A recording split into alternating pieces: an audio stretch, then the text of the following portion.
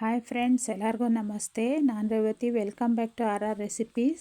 ಇವತ್ತು ತುಂಬ ಹೊರಗಡೆ ಮಳೆ ಜಡಿ ಇದೆ. ಹೊರಗಡೆ ಹೋಗೋಕ್ಕೆ ಕೂಡ ಸಾಧ್ಯ ಆಗದೆ ಇರೋಷ್ಟು ಮಳೆ ಮತ್ತು ಚಳಿ ಇರೋದ್ರಿಂದ ಮನೆಯಲ್ಲಿ ಏನಾದರೂ ಸ್ನ್ಯಾಕ್ಸ್ ಮಾಡೋಣ ಮಕ್ಕಳಿಗೆ ಅನ್ನಿಸ್ತು. ಅದಕ್ಕೋಸ್ಕರ ನಾನಿವತ್ತು ಮಿಕ್ಸ್ಚರ್ ಮಾಡ್ತಾಯಿದ್ದೀನಿ. ಹೌದು, ಮಾಡೋದಕ್ಕೆ ತುಂಬ ಸುಲಭ ಮತ್ತು ಮನೆಯಲ್ಲಿರೋ ಇಂಗ್ರೀಡಿಯೆಂಟ್ಸ್ನಲ್ಲೇ ನಾವು ಅರ್ಧ ಗಂಟೆ ಟೈಮ್ ಸ್ಪೆಂಡ್ ಮಾಡಿದ್ರೆ ಮನೆ ಮಂದಿಗೆಲ್ಲ ಆಗೋಷ್ಟು ಸ್ನ್ಯಾಕ್ಸನ್ನು ನಾವು ರೆಡಿ ಮಾಡ್ಬೋದು. ಹೆಲ್ತಿಯಾಗಿ ಕೂಡ ಇರುತ್ತೆ, ಎಲ್ಲರಿಗೂ ಇಷ್ಟ ಆಗುತ್ತೆ. ಬನ್ನಿ ಮಾಡೋದು ಹೇಗೆ ಅಂತೇಳಿ ಸುಲಭನಾಗಿ ನೋಡೋಣ. ನಾನಿಲ್ಲಿ ಇಂಗ್ರೀಡಿಯೆಂಟ್ಸಲ್ಲಿ 50 ಗ್ರಾಮ್ ಕಡಲೆಬೀಜ, ಒಂದು 4 ಎಸಳು ಕರ್ಬೇವಿನ ಸೊಪ್ಪು, 50 ಗ್ರಾಮ್ನಷ್ಟು ಅವಲಕ್ಕಿ ಮತ್ತು 50 ಗ್ರಾಮ್ನಷ್ಟು ಕಡಲೆಪಪ್ಪು, 50 ಗ್ರಾಮ್ನಷ್ಟು ಕೊಬ್ಬರಿ ಚೂರು ಮತ್ತು 2 ಗೆಡ್ಡೆ ಬೆಳ್ಳುಳ್ಳಿನ ಜಜ್ಜಿಟ್ಕೊಂಡಿದ್ದೀನಿ. ಇದೆಲ್ಲ ಆದ ನಂತರ ನಾನು ಒಂದು ಸಣ್ಣ ಬೌಲ್ಗೆ ಒಂದು ಸಣ್ಣ ಸ್ಪೂನಲ್ಲಿ 1 ಸ್ಪೂನ್ ಕಡಲೆ ಹಿಟ್ಟು, ಅರ್ಧ ಸ್ಪೂನ್ ಅಕ್ಕಿ ಹಿಟ್ಟು, ಅರ್ಧ ಸ್ಪೂನು ಖಾರದ ಪುಡಿ, ಅರ್ಧ ಸ್ಪೂನ್ ಉಪ್ಪು ಹಾಕಿ ನೀರು ಹಾಕಿ ಇದನ್ನು ದೋಸೆ ಹಿಟ್ಟಿನ ಅದಕ್ಕೆ ಬ್ಯಾಟರನ್ನು ರೆಡಿ ಮಾಡ್ಕೊಬೇಕು. ನೋಡಿ, ನಿಧಾನಕ್ಕೆ ಗಂಟಿಲ್ಲದೆ ಇರೋ ಥರ ತಿರುಗಿಸ್ಕೊಂಡು ಈ ಥರ ಮಾಡಿಕೊಂಡ್ರೆ ಇದು ಬ್ಯಾಟರ್ ರೆಡಿಯಾಗುತ್ತೆ. ನಾವು ದೋಸೆಗೆ ಎಷ್ಟು ಗಟ್ಟಿ ಇರುತ್ತೋ ಅಷ್ಟು ಗಟ್ಟಿ ಮಾಡಿಕೊಂಡ್ರೆ ಸಾಕಾಗುತ್ತೆ. ಅದನ್ನು ಮಾಡಿಟ್ಟು ಆದಮೇಲೆ 2 ಸೌಟಷ್ಟು ನಾನು ಕಡಲೆ ಹಿಟ್ಟನ್ನು ತೊಗೊತಾ ಇದ್ದೀನಿ. 1/4 ಸೌಟು ಅಕ್ಕಿ ಹಿಟ್ಟು, ಅರ್ಧ ಸ್ಪೂನ್ ಉಪ್ಪು, ಅರ್ಧ ಸ್ಪೂನ್ ಖಾರದ ಪುಡಿ ಹಾಕಿ, ಒಂದು 1/4 ಸ್ಪೂನಷ್ಟು ಕಾಯಿಸಿರೋ ಎಣ್ಣೆ ಹಾಕಿ ಸ್ವಲ್ಪನೇ ನೀರು ಹಾಕಿ ಇದನ್ನು ಸ್ವಲ್ಪ ಗಟ್ಟಿಯಾಗಿ ಕಲಿಸ್ಕೊಬೇಕು. ಅಂದರೆ ನಾವು ಚಪಾತಿ ಹಿಟ್ಟಿಗಿಂತ ಸ್ಮೂತಾಗಿ ಕಲಿಸ್ಕೊಬೇಕು. ರೊಟ್ಟಿಗೆ ನಾವು ಹಿಟ್ಟು ಕಲಿಸ್ತೀವಲ್ಲ, ರೊಟ್ಟಿ ತಟ್ಟೋದಕ್ಕೆ, ಅದಕ್ಕೆ ಕಲಿಸ್ಕೊಂಡ್ರೆ ಸಾಕು, ಸರಿಯಾಗಿ ಬರುತ್ತೆ. ನೋಡಿ, ಈಗ ನಾನು ಕಲಸಿಟ್ಕೊಂಡು ಅದನ್ನು ಚಕ್ಲಿ ಒತ್ತೋಂಥ ಒರಳಿಗೆ ಶಾವಿಗೆದು ಹೋಲಿರೋ ಅಂಥದ್ದನ್ನು ಹಾಕ್ಕೊತಾ ಇದ್ದೀನಿ.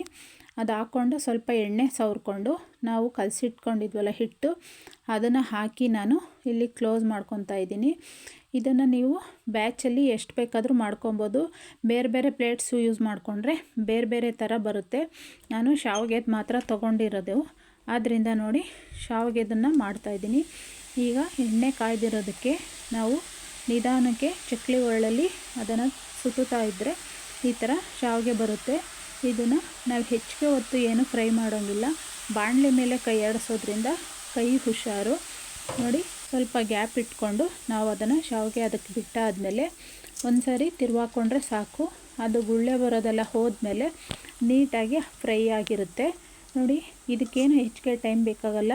ಒಂದು 30-40 ಸೆಕೆಂಡಲ್ಲೇ ಫ್ರೈ ಆಗೋಗಿಬಿಡುತ್ತೆ. ನಾವು ತುಂಬ ಡೀಪ್ ಫ್ರೈ ಮಾಡ್ಕೊಬಾರ್ದು. ಇದನ್ನು ಇಷ್ಟು ಮಾಡಿಕೊಂಡ್ರೆ ಸಾಕಾಗುತ್ತೆ. ಈಗ ನಾನು ಫ್ರೈ ಮಾಡಿಕೊಂಡು ಎಲ್ಲದನ್ನು ಅದೇ ಥರ ಶಾವಿಗೆಗಳನ್ನು ರೆಡಿ ಮಾಡ್ಕೊತಾ ಇದ್ದೀನಿ. ನನಗಿಲ್ಲಿ ಒಂದು 4 ಬ್ಯಾಚಷ್ಟು ಶಾವಿಗೆ ರೆಡಿಯಾಗಿತ್ತು ನಾನು ತೊಗೊಂಡಿದ್ದಂಥ ಹಿಟ್ಟಿಗೆ. ಎಲ್ಲದನ್ನು ರೆಡಿ ಮಾಡಿ ಒಂದು ಬೌಲ್ಗೆ ತೆಗೆದಿಟ್ಕೊತಾ ಇದ್ದೀನಿ. ನಂತರ ನಾನು ಮೊದಲೇ ಮಾಡಿಟ್ಟಿದ್ನಲ್ಲ ಬ್ಯಾಟರು, ದೋಸೆ ಹಿಟ್ಟಿನ ಬ್ಯಾಟರ್ ಥರದ್ದು, ಅದರಲ್ಲಿ ನಾನೀಗ ಖಾರ ಬೂಂದಿನ ರೆಡಿ ಮಾಡ್ಕೊತಾ ಇದ್ದೀನಿ. ಇದು ಅಷ್ಟೇ ನೋಡಿ, ಒಂದು ಸಣ್ಣ ಸೌಟು ಹಿಟ್ಟಿಗೆ ನಮಗೆ ಇಲ್ಲಿ ಒಂದು ದೊಡ್ಡ ಬೌಲಷ್ಟು ಖಾರ ಬೂಂದಿ ರೆಡಿಯಾಗಿದೆ. ಅದಾದ ನಂತರ ಸಣ್ಣಗೆ ಹಚ್ಚಿದಂಥ ಕೊಬ್ಬರಿ ಸೀಳುಗಳನ್ನು ನಾನು ಕೂಡ ಫ್ರೈ ಮಾಡ್ಕೊತಾ ಇದ್ದೀನಿ. ತುಂಬ ಚೆನ್ನಾಗಿರುತ್ತೆ ಕೊಬ್ಬರಿ ಹಾಕ್ಕೊಂಡ್ರೆ. ಅಂದರೆ ನಾವು ಹೆಚ್ಚಿಗೆ ದಿನ ಇಡೋಕ್ಕಾಗಲ್ಲ, 1 ತಿಂಗಳ ಒಳಗಡೆ ಮುಗಿಸ್ಕೊಬೇಕು. ಅಷ್ಟರವರೆಗೂ ಚೆನ್ನಾಗಿರುತ್ತೆ, ಇಲ್ಲದ್ರೆ ಮೆತ್ತಗಾಗ್ಬಿಡುತ್ತೆ. ನೋಡಿ, ಈಗ ಕಡಲೆಪಪ್ಪು ಕೂಡ ಹಾಕ್ಕೊಂಡು ನಾನು ಅದನ್ನು ಕಲರ್ ಚೇಂಜ್ ಆಗೋವರೆಗೂ ಫ್ರೈ ಮಾಡಿಕೊಂಡು ತೆಕ್ಕೊತಾ ಇದ್ದೀನಿ. ಅದಾದ ನಂತರ ನಾನು ಅವಲಕ್ಕಿನ ಹಾಕ್ಕೊಂಡು ಫ್ರೈ ಮಾಡಿ ತೆಕ್ಕೊತಾ ಇದ್ದೀನಿ. ಅವಲಕ್ಕಿ 2 ಬ್ಯಾಚಲ್ಲಿ ಹಾಕಿದ್ದೆ. ಈಗ ಕಡಲೆ ಬೀಜ ಕೂಡ ಹಾಕ್ಕೊತಾ ಇದ್ದೀನಿ. ಇದನ್ನು ಸ್ವಲ್ಪ ನಾವು ಸ್ಪೂನಲ್ಲಿ ಈ ಥರ ಫ್ಲಿಪ್ ಮಾಡ್ಕೊಬೇಕು. ಅದಾದ ನಂತರ ಅದನ್ನು ಕೂಡ ಫ್ರೈ ಮಾಡಿ ತೆಕ್ಕೊತಾ ಇದ್ದೀನಿ. ಈಗ ಕರ್ಬೇವಿನ ಸೊಪ್ಪು ಲಾಸ್ಟಲ್ಲಿ ಹಾಕ್ಕೊತಾ ಇದ್ದೀನಿ. ನೋಡಿ, ಅದನ್ನು ಕೂಡ ಫ್ರೈ ಮಾಡಿ ಇದಕ್ಕೆ ಹಾಕ್ಕೊಬೇಕು. ಅದಾದ ನಂತರ ಬೆಳ್ಳುಳ್ಳಿ ಕೂಡ ನಾನು ಫ್ರೈ ಮಾಡಿ ಅದು ಫುಲ್ಲು ಬ್ರೌನ್ ಆಗೋವರೆಗೂ ಕೂಡ ನಾವು ಫ್ರೈ ಮಾಡ್ಕೊಬೇಕಾಗುತ್ತೆ. ನಂತರ ಒಂದು ಅರ್ಧ ಸ್ಪೂನ್ ಉಪ್ಪು, ಒಂದು ಅರ್ಧ ಸ್ಪೂನ್ ಖಾರದ ಪುಡಿ ಹಾಕ್ಕೊಂಡು ನಾನು ಈ ಥರ ಎಲ್ಲದನ್ನು ನೀಟಾಗಿ ಮಿಕ್ಸ್ ಆಗಬೇಕು. ಎಣ್ಣೆ ಇರುತ್ತಲ್ಲ, ಅದಕ್ಕೆಲ್ಲ ಉಪ್ಪು ಖಾರದ ಪುಡಿ ಕೋಟಿಂಗ್ ಆಗೋ ಥರ ಮಿಕ್ಸ್ ಮಾಡ್ಕೊತಾ ಇದ್ದೀನಿ. ಅದಾದ ನಂತರ ನೋಡಿ, ನಾನು ಮೊದಲೇ ಮಾಡಿಟ್ಕೊಂಡಿದ್ದಂಥ ಶಾವಿಗೆಗಳನ್ನು ಈಗ ಅದಕ್ಕೆ ಕ್ರಷ್ ಮಾಡಿ ಹಾಕ್ಕೊತಾ ಇದ್ದೀನಿ. ಇದು ತುಂಬ ಚೆನ್ನಾಗಿರುತ್ತೆ. ಕ್ರಷ್ ಮಾಡ್ತಾಯಿದ್ರೆ ಹಂಗೆ ಮಾಡ್ತಾ ಇರಬೇಕು ಅನಿಸುತ್ತೆ. ನೋಡಿ, ಅಷ್ಟು ಕ್ರಿಸ್ಪಿಯಾಗಿ ಬಂದಿದೆ. ಇದನ್ನೇ ತಿನ್ನಬೇಕು ಅನಿಸ್ತಾ ಇರುತ್ತೆ, ಅಷ್ಟು ಟೇಸ್ಟಿಯಾಗಿರುತ್ತೆ. ನೋಡಿ, ನಾವು ಆರ್ಟಿಫಿಷಿಯಲ್ ಕಲರ್ ಏನೂ ಹಾಕಿಲ್ಲದೆ ಇದ್ದರೆ ಈ ಥರ ಬರುತ್ತೆ. ಬೇಕ್ರಿನಲ್ಲಿ ಮಾಡೋದಕ್ಕೂ ನಾವು ಮಾಡೋದಕ್ಕೂ ಇದೇ ವ್ಯತ್ಯಾಸ. ಬೇಕ್ರಿನಲ್ಲಿ ಖಾರದ ಪುಡಿಗೆ ಕಲರ್ ಹಾಕಿರ್ತಾರಲ್ಲ, ಅದಕ್ಕೆ ಕಲರ್ ಆ ಥರ ಬರುತ್ತೆ. ಮನೆಯಲ್ಲೇ ಮಾಡೋದ್ರಿಂದ ನೋಡಿ, ನಾನು ಖಾರದ ಪುಡಿ ಮಾತ್ರ ಹಾಕಿದ್ದೆ, ಕಲರ್ ಪುಡಿ ಹಾಕಿರಲಿಲ್ಲ, ಅದಕ್ಕೆ ಈ ಕಲರ್ ಬಂದಿದೆ. ಈಗ ಎಲ್ಲನೂ ಮಿಕ್ಸ್ ಆದಮೇಲೆ ಮತ್ತೆ ಒಂದು ಅರ್ಧ ಸ್ಪೂನ್ ಖಾರದ ಪುಡಿ, ಅರ್ಧ ಸ್ಪೂನ್ ಉಪ್ಪು ಹಾಕಿ ನೀಟಾಗಿ ಈ ಥರ ಮಿಕ್ಸ್ ಮಾಡಿಕೊಂಡ್ರೆ ನಮಗೆ ಮಿಕ್ಸ್ಚರ್ ರೆಡಿ ಆಯಿತು.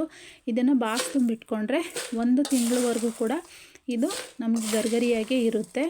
ತುಂಬ ಸುಲಭ ಮಾಡೋದು, ನೀವು ಕೂಡ ಟ್ರೈ ಮಾಡಿ. ಹಾಗೆ ನಮ್ಮ ಅಡುಗೆ ಚೆನ್ನಾಗಿ ಬಂದಿದ್ದರೆ ದಯವಿಟ್ಟು ಒಂದು ಲೈಕ್ ಮಾಡಿ, ನಮ್ಮ ಚಾನಲನ್ನು ಈಗಲೇ ಸಬ್ಸ್ಕ್ರೈಬ್ ಮಾಡಿ, ಇನ್ನಷ್ಟು ಹೆಚ್ಚಿನ ವಿಡಿಯೋಗಳಿಗೆ ಪ್ರೋತ್ಸಾಹ ಕೊಡಿ ಅಂತ ಕೇಳ್ಕೊತಾ ಇದ್ದೀನಿ. ನಮ್ಮ ವಿಡಿಯೋ ನೋಡಿದ್ದಕ್ಕಾಗಿ ಧನ್ಯವಾದಗಳು. Thank you for watching.